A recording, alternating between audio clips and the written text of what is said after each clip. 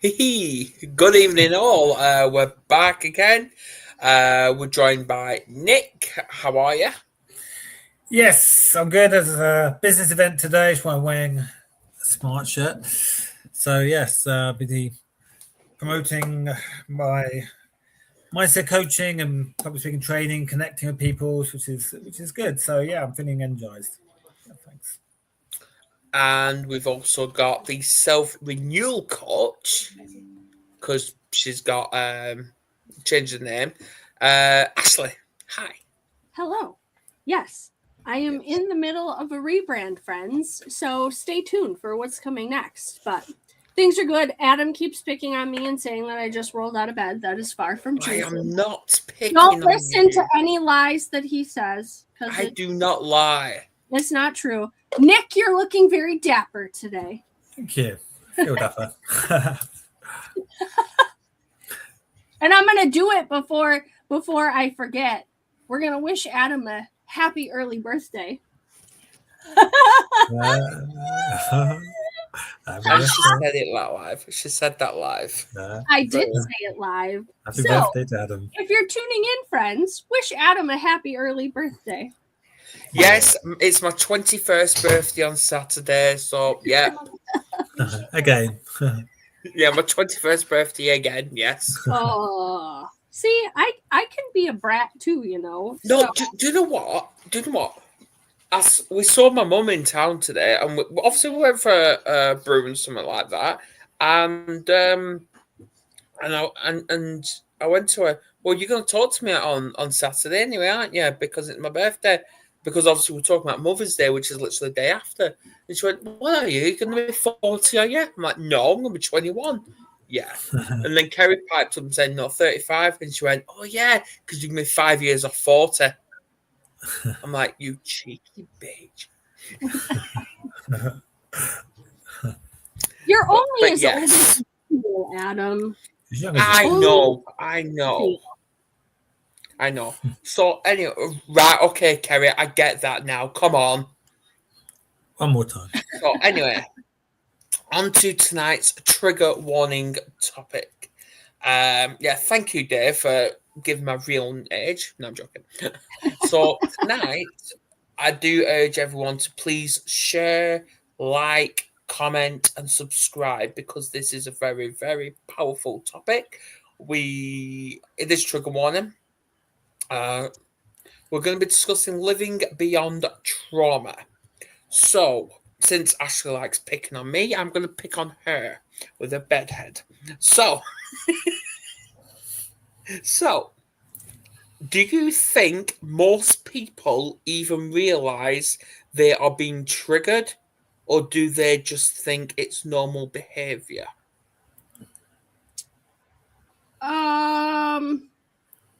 I'm going to be straight as it comes. I think it depends on the situation. And the reason I say that is because sometimes when we're triggered, we don't necessarily realize that we are, and we just respond in a way that we normally would. So, for example, when someone is what they call in some like healing journeys, you're arrested in development. And what that means is when a trauma happens or a hurt, and it doesn't have to be this big trauma either.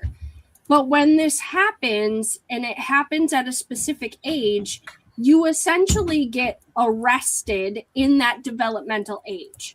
So for me, a lot of my triggering traumas, rejections, all those types of things happened when I was like preteen to teenager years.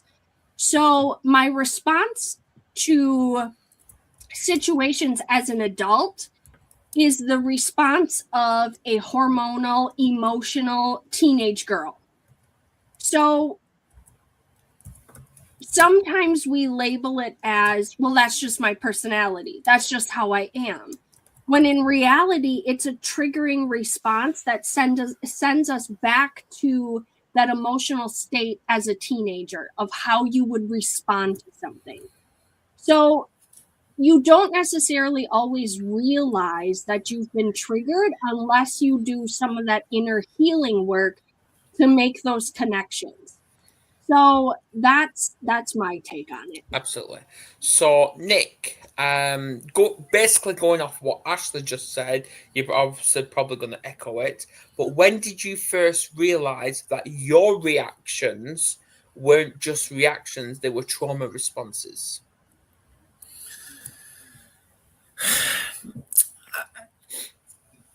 I think that,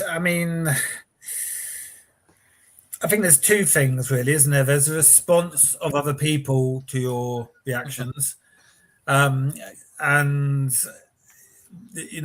seeing how other people react to certain triggers. Because I think sometimes our reality is what we perceive to be the reality. So we can often normalize, the way we see things and think, that's the way we react is the normal way to react to certain things. But I think the realization can come when we see people's responses to our reaction. Maybe that can be a little checkpoint where we think, oh, okay, maybe I'm not reacting in a healthy way, or I'm not reacting in a way that's good for me, that's healthy for me.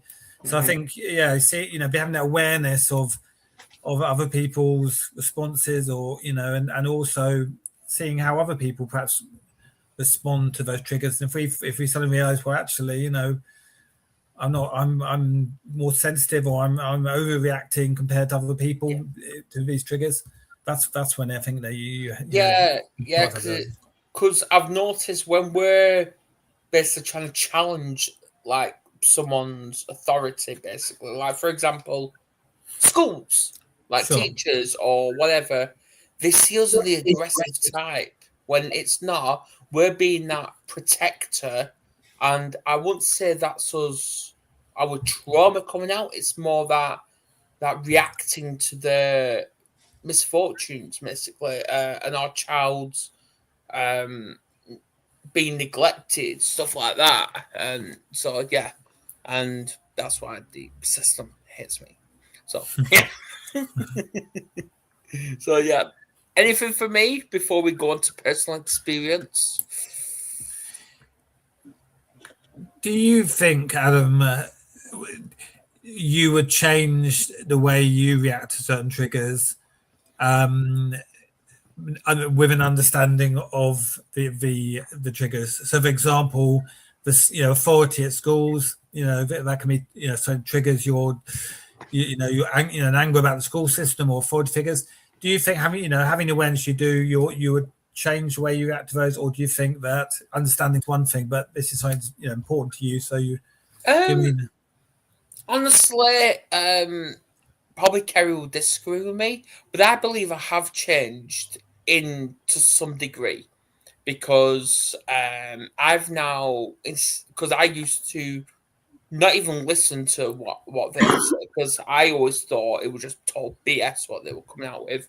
But I've actually learned to stop, listen to what they have to say, and then if I feel like then they're talking BS, call them out on it. Like for example, we was in a meeting a couple of months ago about our daughter, because the old school went to the back, and they were talking about how she was doing and all that. And so I was listening to it, and then I turned to my daughter and I'm like, okay, so what's your response now? And she basically turned around saying they were all lies. They were all lies. So then that's when I stepped in and called them out on that. I wouldn't have normally done that. So what's been the change in the way you react to it? What's been my change, Kerry? What do you think? She doesn't know. Okay. Well, let's look at it this way. Here's the question: do you think it's because your mental clarity is clearer over the course of the last year plus since you've been sober versus your mental clarity then when you were drinking all the time? I feel like I've had clarity over a lot of things. Over the fact I've been sober for over a year. Coming up to 2 years now, by the way. I have got wiser, Dave. You're right. And yeah, I've built those connections with people I've not always had those connections with. So like Kerry, myself, the kids, built friendships, built an Ashley. So yeah. No, everything's cool. Everything's cool. But yeah, I've definitely changed for the better. Absolutely. Yeah. I think I could lead to a question about clarity, because I think, the way we judge things or view things can be clouded by emotion or by past trauma. Yeah. So do you think that the way we heal from trauma, it involves a certain amount of moving forward with clarity, and trying to get, I believe we need to be on that healing journey within ourselves before we can act to help to heal others, if that makes sense. Because how can we help others if we can't help ourselves? So yeah, I've definitely become on that healing journey. I still am on that healing journey. I think we'll always be on the healing journey. But yeah, absolutely. So yeah.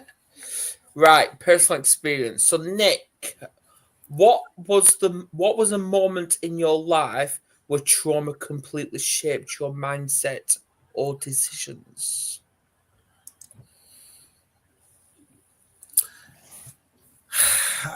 I mean, I think for me, so when I was younger, my pre-teens, I had some few traumatic things happen. My stepfather passed away, and I really retreated inside myself and became very introverted, and I was bullied really badly for my whole school years, and that affected my ability to, I think, make relationships in my early 20s, and I created a very defensive sort of way of looking at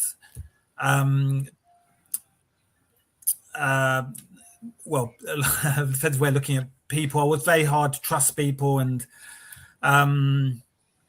so that was something that continued for a long time. I think it was probably from my teens up to my early 20s, even mid 20s. So I think that was definitely something that had a knock-on effect for a long time. Yeah, it took me a long time of sort of really having to actively confront it and take actions to sort of address that. Yeah. And obviously, before I throw one at Ashley, I've got one for the viewers as well. What did rock bottom look like for you personally? I'd like to know that. We'd like to know that.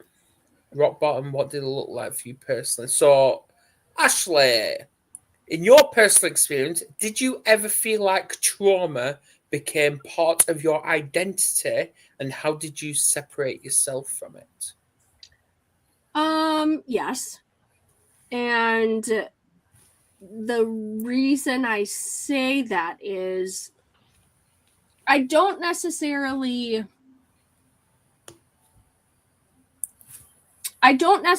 want to say that like childhood trauma became part of my identity, but it probably did.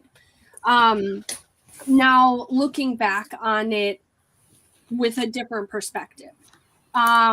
Because like I said before, it was very much like, this is just my personality. If you don't like it, tough, like I was very cold in a lot of my responses. I'm very much a person, and I've tried to get better at this, but I'm very much a person that if you break my trust, I'm going to discard you. And that sounds very cruel, because it kind of is, but it's also a protection mechanism, because I have experienced enough rejection in my life from my dad or others in my life that it has become, I'm not going to go through that again, or it triggers me. Yeah. But I also can recognize it.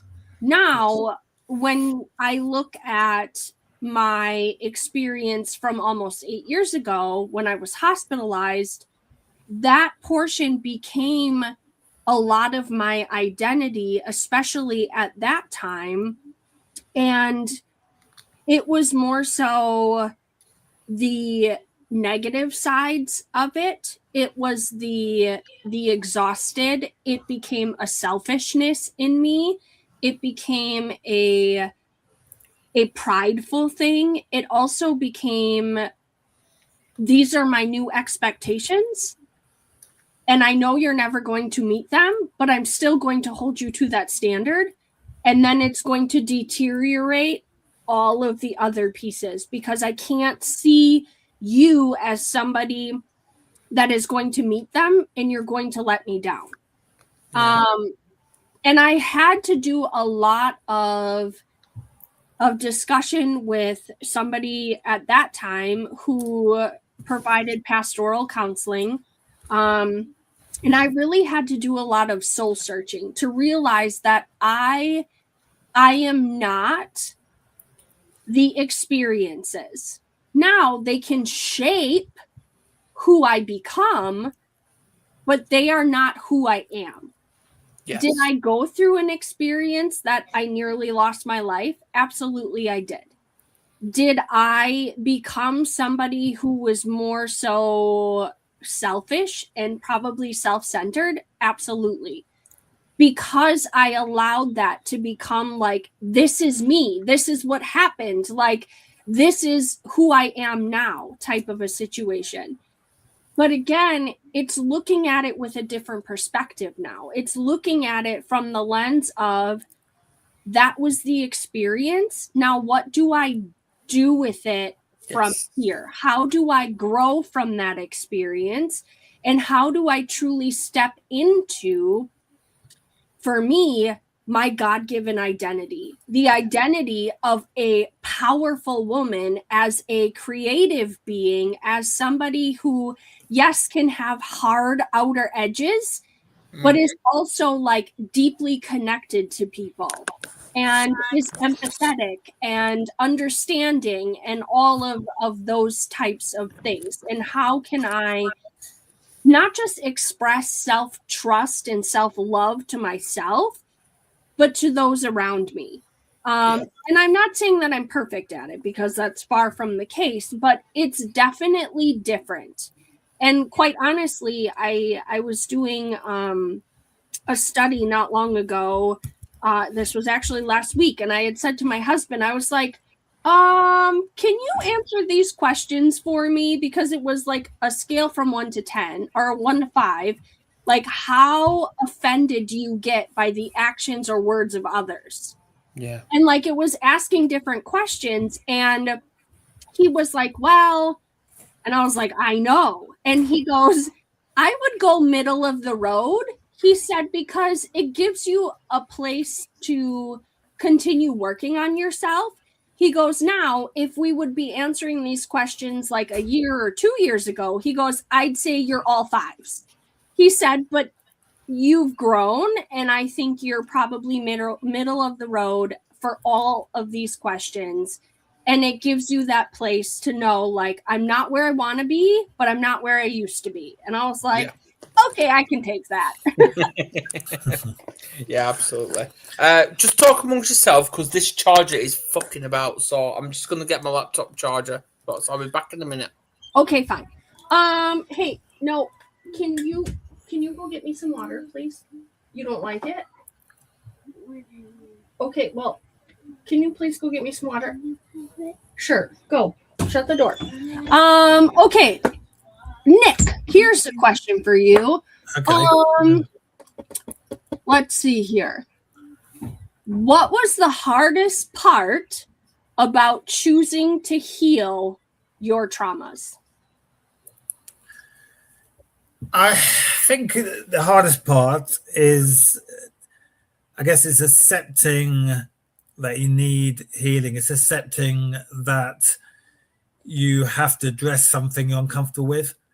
You've got to be comfortable being uncomfortable. It's to heal. You got to face that you got something that's not. It's not a quick fix. It's not something that's easy, or you wouldn't need the healing process. So I think it's very easy to to avoid confronting it, or it's easy to avoid dealing with something sometimes, and we can justify and make excuses and justify why we should carry on the way we are. But I think actually healing starts sometimes being admitting some uncomfortable truths about our situation and things. So I think that was for me the biggest moment. Yeah. I've got a question actually. There's a saying that sometimes things have to get worse before they get better, and I wonder what you think about. Does sometimes things are going. If you're going through a trauma or you're going through some sort of challenge situation, but you don't do anything about it, do things have to get worse to get to a point where you think, right now I need to do something? Do things sometimes have to get worse before they get better? I say yes. I say yes because it all builds up, doesn't it? And it comes to a certain point in our lives where we say enough is enough. Like, for example, if someone's in a domestic violence relationship, because what is it? It takes 7 attempts to leave, or something like that. I don't know. I think I'm wrong on that one.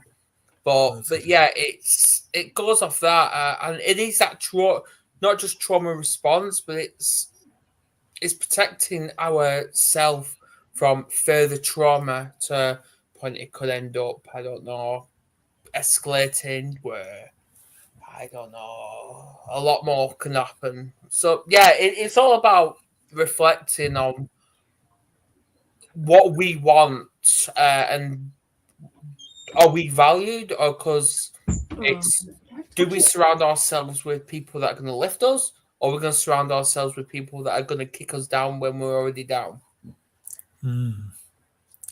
I guess sometimes we need people to support us by challenging us. Yes. Because otherwise sometimes people think they're supporting us, but they're enabling us to actually stay in the same place and not move forward. Yeah. So it's support can be the need to challenge us. Absolutely. So yeah, as Ashley's hello. I had a kid walk in with a plate of stuff, so I had to shut the camera off. To piggyback off of that, it's almost like the phrase of, you have to get sick and tired of being sick and tired. Yes. Right? So if nothing changes, nothing changes. And that's what I often tell my clients too. Like, you have to get to the point where, thank you, shut the door, please. You have to get to the point where you've reached that. Yeah. Because you can say, I want all the changes and I want this to happen. But if it's not backed up by action, nothing changes. So you also have to think, like, if I don't change this situation or this mindset or go on this healing journey or whatever it is, where am I going to be 6 months from now? And am I going to be happy with where I'm at 6 months from now? Because if it's the same and you're just as miserable, if not more miserable, then you have to make the decision of, okay, I need to start making changes, and I have to start making them now, or yes, they keep getting worse. That makes sense, because I actually spoke to my daughter tonight, and she hardly ever smiles anymore. She hardly ever smiles. And obviously she used to smile a lot. And ever since she come out of her old school, which was December, she's been basically isolated in the room.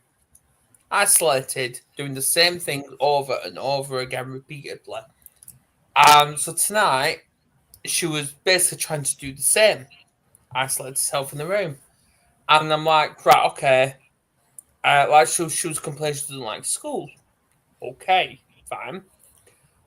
So I'm like to her, and I'm like, okay, so what would you like to do? And she, all we were getting is, I don't know. And I'm like, right, okay then.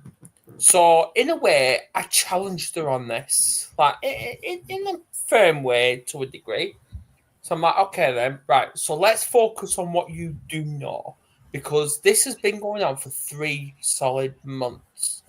It's you either want to go to school or you don't. You can't have that middle. You either do or you don't. And it's time you became happy, because happiness starts from within. Of course, we're going to be unhappy. We're going to have shit days. Of course, we are.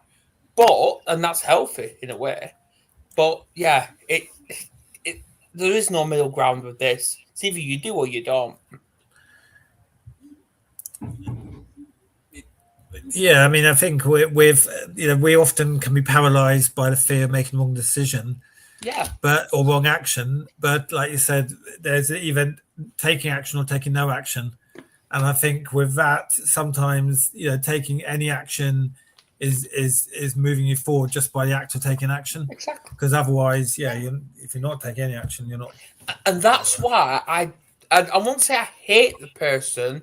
I hate the situation when people keep saying, I can't do this, I can't do that. And I'm basically saying to them, is you can't do it, or is it you won't do it?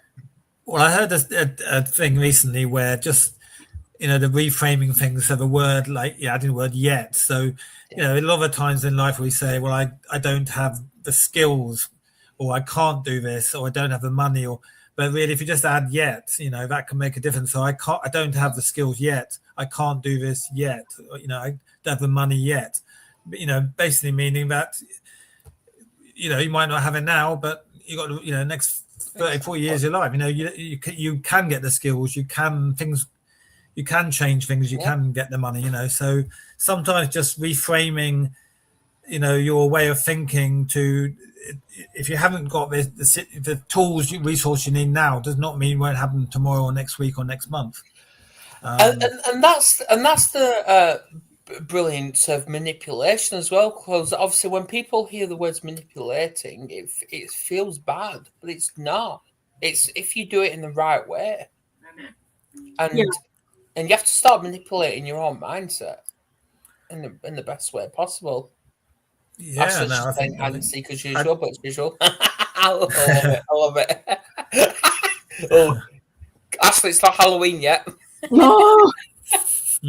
Today, like, you guys hardly ever hear my kids interrupt me during this show, but today is like over the top. I need everything right now. I told you to lock the door. I did, but it's a mama on the other side of it. No, like one of the things too is when you tell your brain, I don't know, it stops you from finding a solution. Like, it just stops you. So when you say, I don't know, you have to call that out and be like, that's a lie. I do know. And you need to go searching in the files for it, because there's always an answer. And instead of saying like, I don't have the money or I don't whatever, it's how can I make XYZ dollars by such and such date?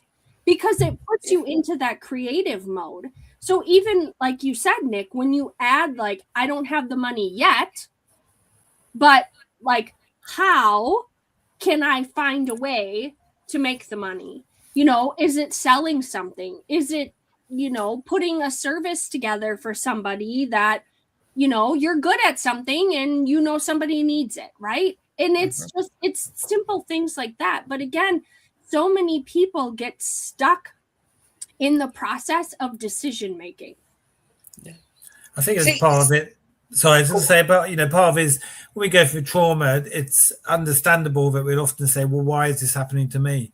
That's an automatic thing, and it's quite understandable. But that way of thinking, will not move you forward. And it goes back to what Ash said. You have to say, well, how can I what can I do about this, rather than just saying, why it's happened to me? Well, what can I do now? Absolutely. Like I believe every single person on this entire planet has a creative side to them. We all do, but we seem to neglect and ignore it from time to time. Like with our daughter, she says she doesn't know. Okay, and I let her get away with it for such a period of time, because she probably really did not know, and that's okay. But when it's 3 months later, all right, time to start thinking, because she may have not known at the time, like I said, and that's okay. But yeah, like she said, there's always a solution to a problem. There always is. Yep. There's always is.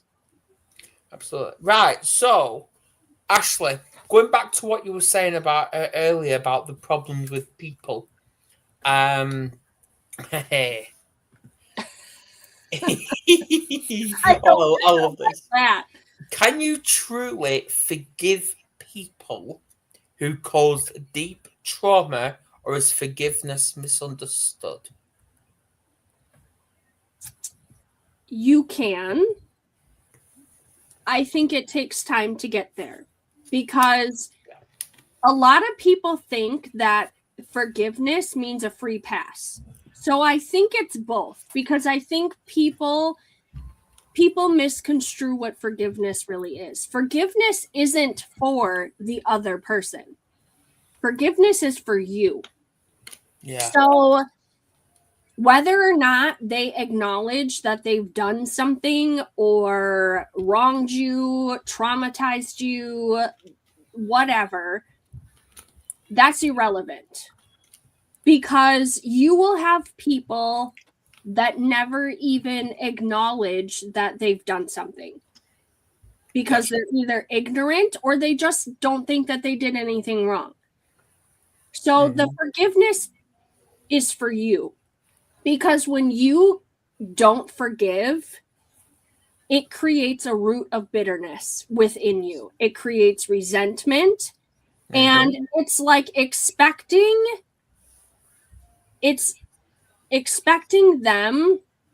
How does that phrase go? Like you drinking the poison, expecting them to die. It doesn't make sense, right? It's not going to happen. So when you don't forgive, that's the poison within you. So forgiveness is not forgetting. That's the key. And it's not a free pass. It isn't. This is where people, when you truly forgive, you can enter a conversation with that person and not have an emotional trigger. You can be civil, but that doesn't necessarily mean that you're going to trust them, that you're going to let them in. You set a boundary, and it's a very invisible boundary, but it's a boundary. And you get to determine where they are on that boundary line. And if they cross it, the boundary gets closer. And we've talked about boundaries before. But forgiveness doesn't have to also be verbal to that person. It can literally be you writing it all down on paper and burning it. It can be shredding it. It can be like a balloon exercise and you release it, or some sort of like visualization. Yeah. But again, it's knowing when you've truly forgiven somebody. You can enter into a room. You can be in that same room with them and not be triggered by what's happened. Now, that doesn't mean to say that something somewhere along the lines isn't going to make you uncomfortable, but it also, you have to look at it as an indicator of maybe I haven't forgiven that portion. Maybe I haven't truly healed that part. I thought I did this, and maybe it's this situation, but now it's something else, because you have to look at it as an onion. Like there's always layer to a trauma. There's always layer to a situation that you can do one portion of it, but then there's a deeper layer and a deeper one. And until you get all of it out, you might have more work to do. So again, I think it's both. It can be very misconstrued that, oh, well, if I forgive that person, that just gives them a free pass, that gives them a free reign, all the things. The scars are still there, but now you're closing them up, you're healing them, and now you've got like that scar tissue that's built up. Yeah. So to echo what Ashley said, and this is to everybody, and it comes on to this one as well, is healing about forgetting the past or learning how to live with it? I don't think anybody can forget what happened in the past. And to be honest, I believe it's living with it, but it's how we respond to it that is crucial. Because do we let it beat the living shit out of us? Or be like, right, okay, that happened, that experience happened. So instead of living with it, I'm now going to use that to build these tools to move forward and make a better future for myself and everyone I love. Yeah, I think I'd echo that. I mean, I think generally it's hard to forget something that's had a big impact like that, and I think trying to forget it, to me, sounds a bit like trying to repress it, and that could be the danger, when it will just resurface later stage. And I think it's trying to, in life, turn something perhaps negative at the time into a positive. And that's the challenge, obviously, of how to do that. But whether it could be by making you more determined to not allow that to happen again and live a better life, or whether it's by using it to help other people, it's using your experience to drive you to do more, and to help others. So, like that story is where things have happened, will always be a part of you. Even if you sort of try and forget it, it's still there. We're made up of all the good and the bad experiences. So I guess it's healing it's about trying to sort of come to terms and accept that happened. Yeah. And what can I learn from it to make sure it doesn't happen again, and I can move forward. And see, the thing is, when it comes to that, like obviously we went to Kerry's dad's birthday party last week, and it was a good night, really good night. And obviously there were 50, 60 people there, and there were a few of us that weren't drinking. Me, Kerry, kids, and a couple of other people weren't drinking, but everyone else was. And there were a few toxic people there as well, and we had all this resentment towards them, but we wouldn't face that. I remember you mentioned that. Yeah, so we tried just having a good time, focus on that. So I did that, and I stayed with the kids, of course. Obviously, I went to the bar a couple of times, and I believe if I didn't have these strategies I learned from AA and the kids around me and Kerry around me, I would have relapsed, and that's 100% accurate. I would have. So it's learning from that experience. So I want to pick up on that, because I remember last show we had, you shared how you were I was triggered. You were a bit worried about the party coming up. Yeah. And you mentioned the word strategy. So do you think that is something that is important for people going potentially into a situation they know could trigger them, having sort of specific strategies to help them deal with it? So, Absolutely. Having that. Having strategy is crucial. And like Kerry even said, if I feel like I need to leave at any point, she would follow. Like I have many numbers from AA in my phone. I could easily get onto a meeting because I had data. I could have done a lot of things, but I chose to know. Obviously, I sat near the door, but I thought, no, I'm going to stick it out because I need to show how strong I am. And I need to show everybody how far I've actually come in this healing journey. And look, I stuck it out. I stayed there, what, 2.5 hours? About 2.5 hours, 2.5, 3 hours. And I'm still sober. So it's almost like an exposure therapy sometimes. And you know what? It is, like Martin just said, know your exes. And you know what? It is exposure therapy, because I've also learned it's controlling that fear.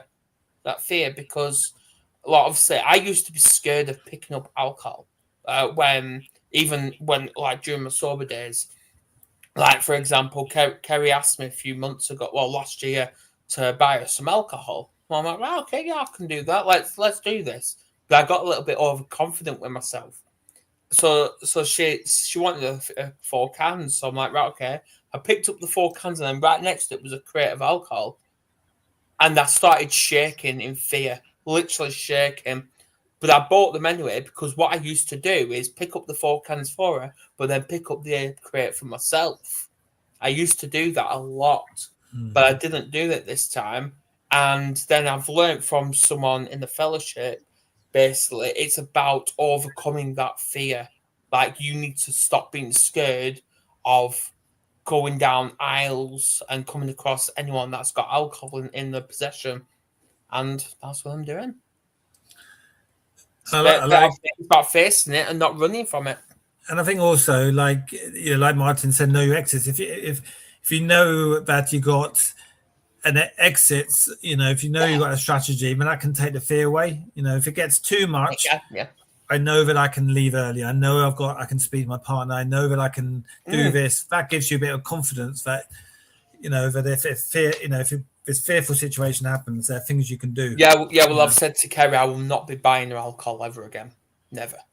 Well, and again, it's knowing your limitations. Absolutely. Those boundaries. It's setting those boundaries, yes. And it's, like you said, it's having the strategies, the tools in the toolbox. Yeah.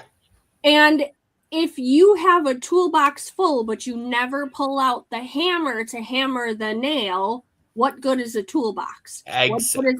What good is a hammer, right? Yeah. So it's like you said, it's having that circle, those people that you can contact, that you can reach out to, of, hey, I'm struggling. But it also comes down to the awareness and the willingness to admit, I need help. I need support right now. Can you support me? And if they can't, then you move on to the next person, right? Yeah. You reach out to the next person that can. And you just keep going down the line until you reach that one that is like, yeah, absolutely. What do you need? Right?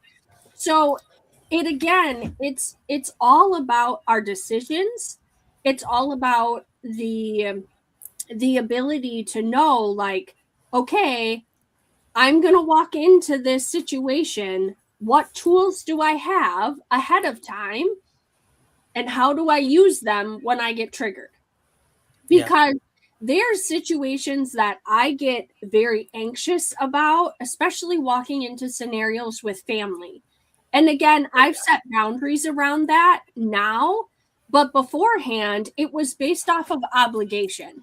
So when I would go into those situations, even on the way there, like it's a 30-minute drive, that's a lot of time to be like in your thoughts, and then the anxiousness builds and you're just like, oh, the fear, the resentment building. But it's also this dread, right? So for me, it would be like, it would be praying. It would be putting on worship music, like all the things to like, I've got this. Ashley, you don't need to be sucked into, like, and it's that pep talk with yourself. You don't need to be sucked into their BS. You don't need to be sucked into their gossip, their drama. Like, you don't have to partake in it. You can be there. You can be civil, but that's as far as it goes. Like, you don't have to turn into somebody you're not to people please them. Yeah. And again, that's taught me lessons along the way to be able to be like, yeah, no, I don't need to do it anymore. I don't need to put on the performance. I don't need my children to, perform, to be there out of any obligatory guilt or shame or whatever I carry or people put on me. I don't need to do that. So, you know what? This is what we do now. And it puts you at ease, and it gives you this overwhelming sense of peace when you walk into those scenarios. So going off that, clearly when you was going to your in-laws, you became, to a degree, triggered because you had all this building up and you didn't know like how to respond, but you found those strategies. So what the triggers actually teach us about ourselves? That we still have healing to do. Absolutely. Internally and externally.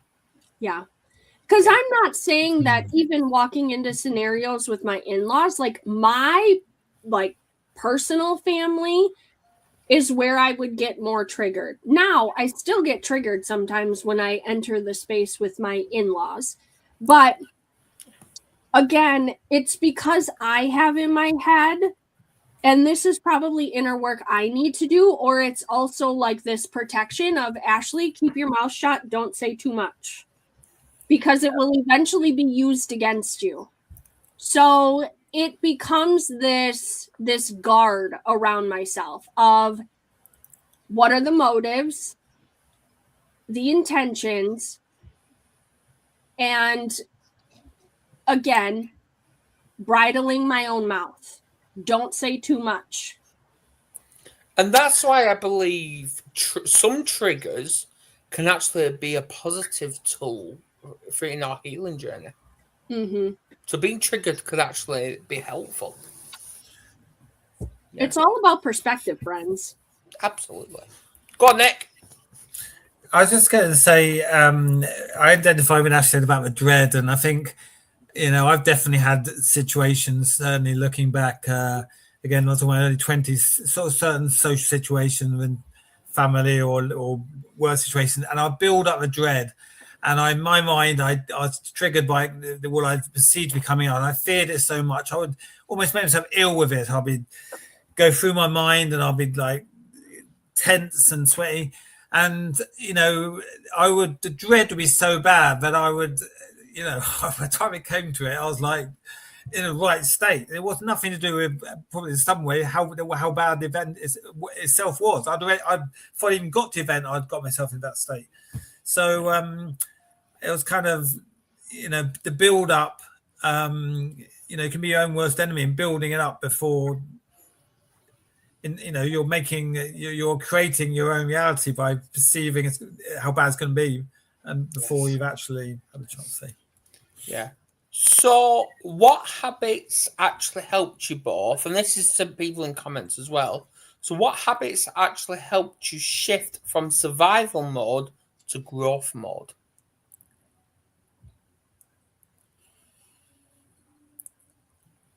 Meditation, I say. For you?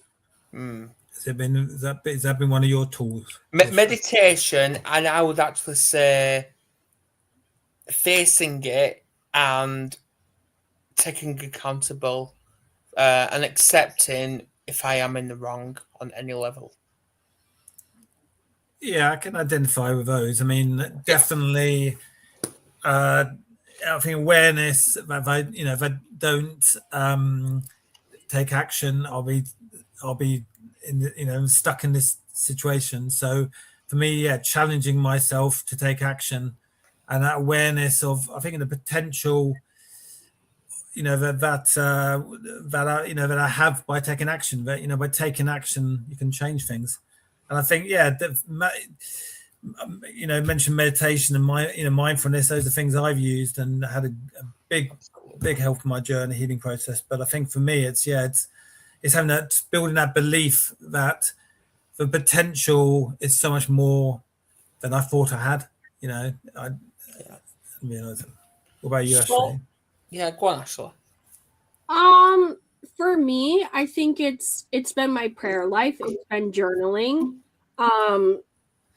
But it's also, like you said, it's that awareness. It's the willingness to acknowledge when we are at fault, when we aren't perfect, because let's be honest, we're all human beings and we're all going to fall short.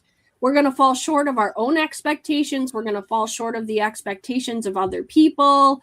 Like, we're human, right? So, and Adam, I know you're going to say, but are we really? But that's for a different conversation. Come on. Yeah.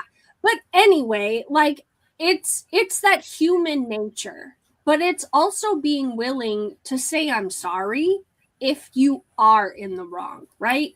And the biggest person that sometimes we need to apologize to is ourselves. Yes.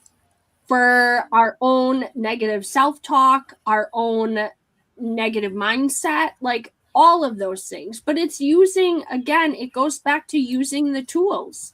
What tools do we have in our toolbox that can help us in that healing journey? And is it support?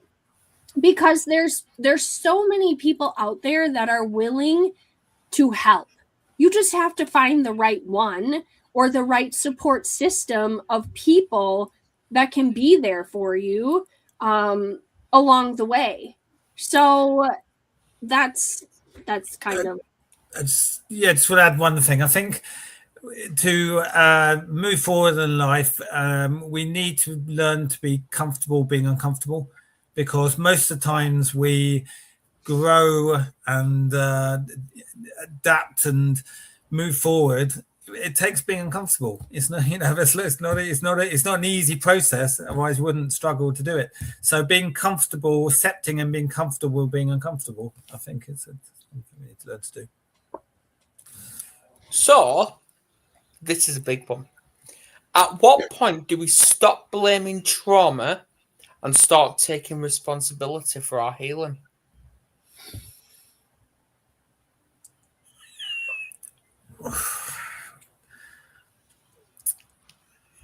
It sounds like Ashley wants to rant. No, I don't want to rant. Again, it's all about the perspective. Like, if you want to live in victim in misery, then by all means do that. Don't suck me into it. It's the victim mentality. Don't suck me in it with you. So it's all about the perspective shift. Like, you can think that everybody is out to get you, every scenario is out to destroy you, like all the things. But at the end of the day, you have a decision. You get to decide, do I stay here or do I turn this around, and what lesson do I learn in it and how do I grow from it? Like, it's again, it's the perspective. Do you want to live in victimhood, or do you want to advance your life in a different direction because you're like, okay, that didn't go how I planned it, or that didn't go the way I thought it would, but here's the lesson. Let's not do that again, and let's go this way. Well, that's curious, that, because last time I spoke to the mental health team, and I explained my story and shit like that, and what I was struggling with, they said, okay, you're a victim of domestic violence. And I didn't know how to take that, but then I thought, you know what, doing the work with the therapist, then doing the work with everybody else that I needed to, and really reflecting on it, I'm not a victim whatsoever. I've never been a victim. I've been a domestic violence survivor. And that's the mindset people need to start healing. It's a simple twist in the way the words you use. It can make a massive difference, doesn't it? Simple twist, yes. So, Nick had something to say before, so hold on. What were you going to say, Nick, when I was talking?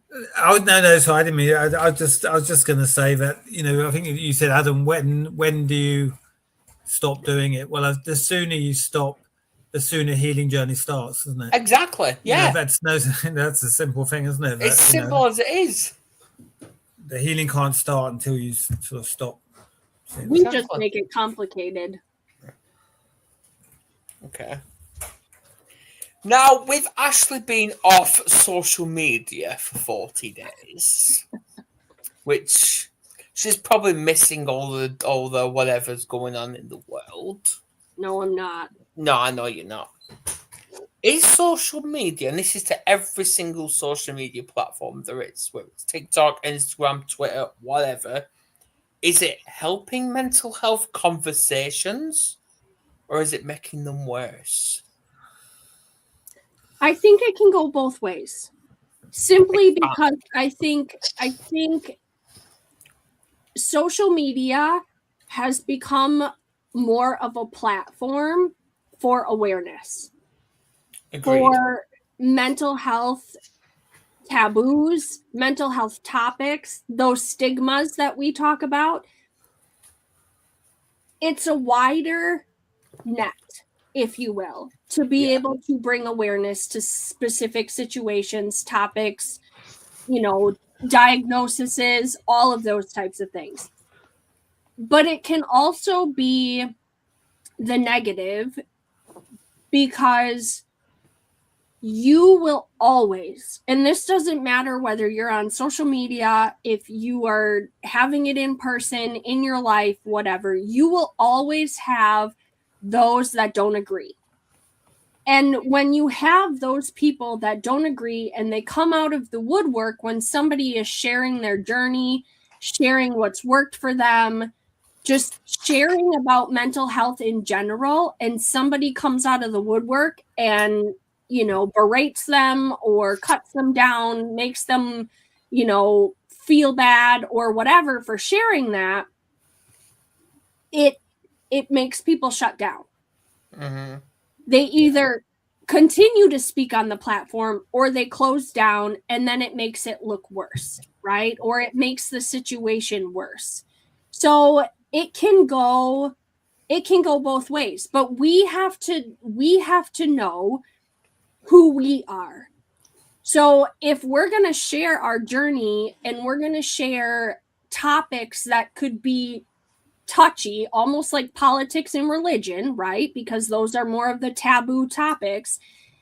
And if you're going to share, well, it's true, they are. Most of the things not discussed in family circles are religion and politics. That's true. That's true. You don't talk about them because everybody is in such a wide net.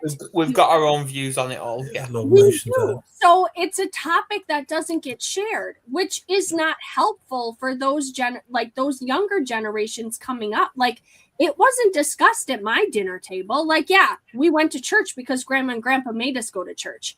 But otherwise, like, religion wasn't discussed. It wasn't anything that was taught or, whatever. Same thing with politics. So then you have to formulate your own opinions. You have to formulate your own knowledge. You've got to do your own digging and your own searching. So it's the same thing when you talk about mental health. Now, it's talked about more now than what it was in the past, because I think it's become more prevalent in today's society. Yeah. Somebody in your life, in your friendship circles, they're struggling with mental health, whether it be seasonal affect disorder, whether it be depression, baby blues, postpartum depression. Like, it doesn't matter. Mental health is something that has to be talked about. I agree. So it can go, like I said, it can go both ways. And I also think that social media has this innate ability to be able to make us compare our lives to everybody's highlight reel, which sends us into a depression.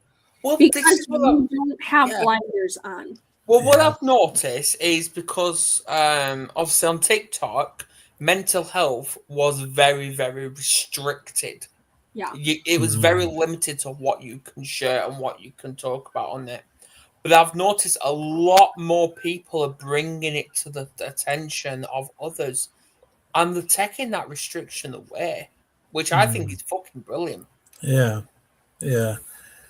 I mean, my only thoughts are, I think social media definitely is a good opportunity to raise awareness, and I think it does offer that. And I think you just have to be mindful of social media, that it can offer people will often give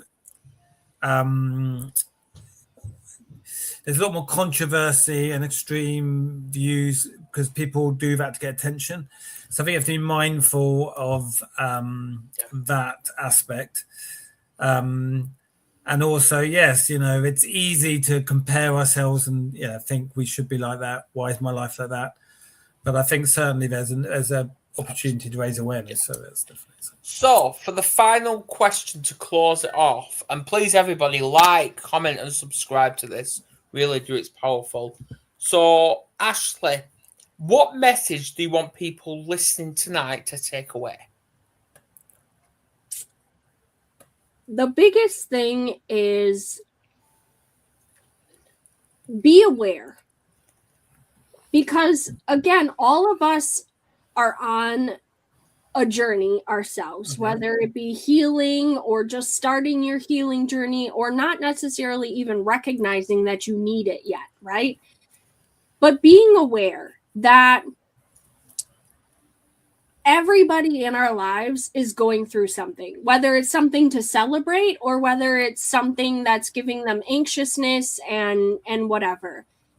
But be willing to listen, because I think that we've gotten away from that as a culture. We've gotten away from truly listening to people and asking how they're doing versus genuinely wanting to know how somebody is doing and what they need and how you can help them. Absolutely. So, Nick, and this is a powerful one.